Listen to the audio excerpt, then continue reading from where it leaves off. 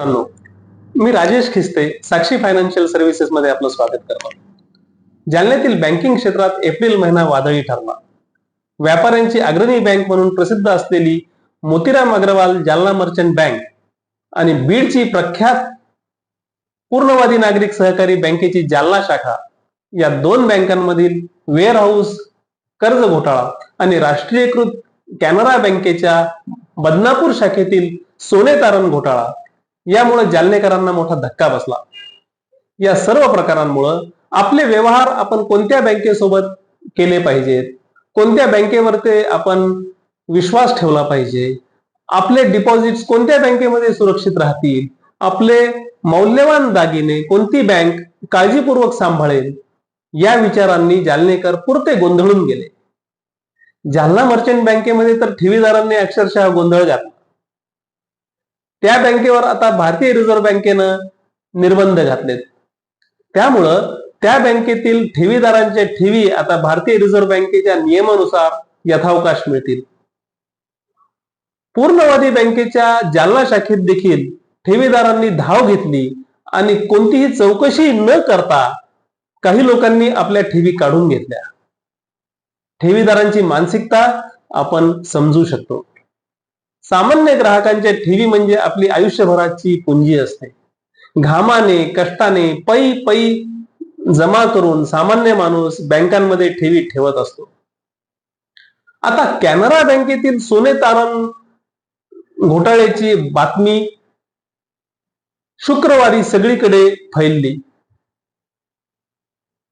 तिथल्या ग्राहकांचा देखील आता असाच गोंधळ होणार आहे.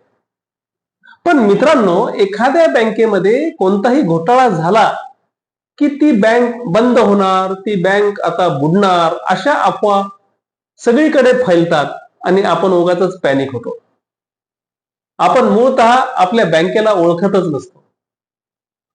आपण कधी विचार केलाय का की आपण ज्या बँकेमध्ये अनेक वर्ष आपला व्यवहार करत आहोत त्या बँकेचे एकूण डिपॉझिट्स किती आहेत, त्या बँकेनं आतापर्यंत किती कर्ज वाटलंय, वाटलेल्या कर्जाची परतफेड ही कशी चालू आहे, बँकेचा एनपीए रेशो किती आहे, त्या बँकेची आजची आर्थिक स्थिती कशी आहे, त्या बँकेचं आरबीआय ग्रेडेशन किती आहे हे आपण पाहिलंय का? त्या बँकेचे एकूण फायनान्शियल पॅरामीटर्स आपण चेक केलेत का? बँकेचे एकूण डिपॉझिट्स, वाटलेले कर्ज, बँकेचा एकूण व्यवसाय आणि त्या बँकेत झालेली एखादी चूक याची तुलना आपण केली आहे का? या संदर्भात आपण सखोल चौकशी केली का? अभ्यास केलाय का? आज या 3 बँकांची नावं समोर आलीत, उद्या आणखी काही बँकांची नावं येतील. तिथे तुम्ही काय करणार आहात? एका बँकेतून डिपॉझिट्स काढून ते तुम्ही दुसऱ्या बँकेमध्ये ट्रान्सफर कराल, पण असं करताना आसमान से गिरे और खजूर में अटके अशी स्थिती व्हायला नको. आपले पैसे, आपली रक्कम, आपल्या ठेवी सुरक्षित राहायलाच हव्यात. पण त्यासाठी आपण अभ्यास करणं, चौकशी करणं हे अत्यंत महत्वाचं आहे. एखाद्या बँकेविषयी जर तुम्हाला संशय येत असेल तर अजिबात पॅनिक होऊ नका. मी अगोदर सांगितल्याप्रमाणे बँकेतील ठेवी, तिथलं कर्ज वाटप, त्या बँकेचा एनपीए, बँकेचं आरबीआय ग्रेडेशन, संचालक मंडळाचं योगदान, त्यांचं रेपुटेशन, या सर्व गोष्टी काळजीपूर्वक पहा. त्यानंतर बँकेत जा. बँकेमधलं एकूण वातावरण बघा. डिपॉझिट्स लगेच काढून घेण्यापेक्षा त्या डिपॉझिटवर ते कर्ज मिळतं का ते बघा. डिपॉझिटच्या 100% तर तुम्हाला कोणी कर्ज देणार नाही. बँका साधारणपणे डिपॉझिटवर ते 80% कर्ज देतात. तुम्ही 90% मागा. जर ती बँक तुम्हाला तुमच्या डिपॉझिटच्या 90% कर्ज देत असेल तर ती बँक सक्षम आहे असं समजा. तुमच्या ठेवी सुरक्षित आहेत असं समजा. पण लगेच बँकेत जाऊन आपल्या ठेवी मुदतीपूर्वी जर तुम्ही काढून घेतल्या तर तुम्हाला व्याजात नुकसान सहन करावं लागणार आहे. बँका ठेवींवरचं व्याज मुदतीवर देत असतात.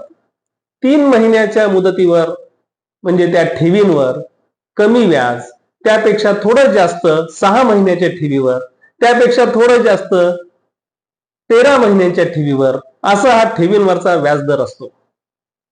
जर तुम्ही आपलं डिपॉझिट 13 महिन्यासाठी ठेवलं आणि ते 4 महिन्यातच विड्रॉ केलं तर तुम्हाला बँक 13 महिन्याचा व्याजदर देत नाही. अशा वेळी तुम्हाला 3 महिन्याचा जो व्याजदर असतो त्या दरात 1% कपात करून व्याज मिळतं.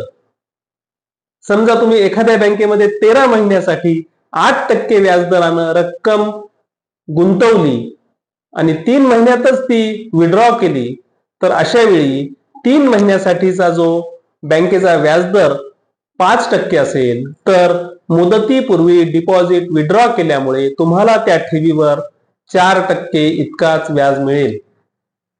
पर्यायाने तुमचं 4%चं नुकसान होईल. पण थोड्या दिवसांसाठी जर तुम्ही ठेवींवर ते कर्ज घेतलं आणि बँकेच्या व्यवहारांवर काही दिवस नजर ठेवली तर बँकेची स्थिती तुमच्या लक्षात येईल. शेवटी कोणावरही अतिविश्वास ठेवू नका आणि कोणाकडेही संशयानं पाहू नका. अभ्यास करा, चौकशी करा, विचार करा आणि त्यानंतरच आपला आर्थिक निर्णय घ्या. अशाच बारीक सारीक पण महत्वाच्या विषयांवर ते चर्चा करण्यासाठी साक्षी फायनान्शियल सर्व्हिसेसच्या ऑफिसला भेट द्या. हा व्हिडिओ आवडला असेल तर नक्की लाईक करा, भरपूर शेअर करा. या व्हिडिओ बाबतचं तुमचं मत खाली दिलेल्या कॉमेंट बॉक्समध्ये अवश्य लिहा आणि आमचं चॅनल सबस्क्राईब करायला विसरू नका. धन्यवाद.